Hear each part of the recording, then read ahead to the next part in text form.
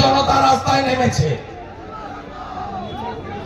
গত 8-10 দিন ধরে এই খালা মমতার পুলিশের আশ্রয় প্রশ্রয়ে মৌলবাদী জিহাদিরা দাপিয়ে বেড়াচ্ছে চণ্ডীপুর জুড়ে।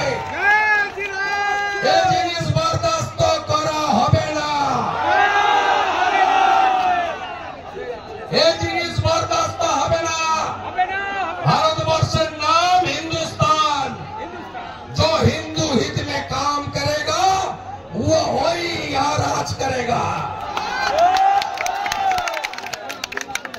আমি মাননীয় সোমনাথ রায় বিচার চাইলে 10 মিনিট রাস্তা আটকালে পিটিয়ে মেরে তোলা হয়, কেস দেওয়া হয়। কসবা ল কলেজের ছাত্রী ধর্ষণ হলে প্রতিবাদ করলে পেটানো হয়। দুর্গা ঠাকুর ভাঙলে হরগোবিন্দ দাস চন্দন দাসকে হিন্দু বলে খুন করলে আমরা রাস্তায় নামলে টেনে হিচড়ে তুলে দেওয়া হয়। আর ওনারা কি এমন বিশেষ ক্যাটাগরির? হ্যাঁ, মমতা বলেছে ভোট ব্যাংক,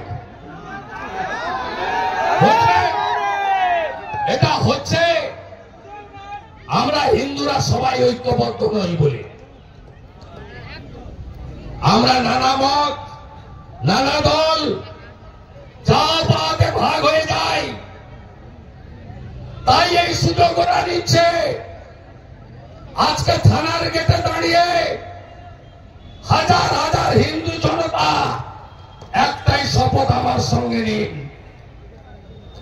আগামী 6-7 মাস পরে এই রাজ্যে বিধানসভা ভোট হবে, হিন্দু সরকার করতে হবে।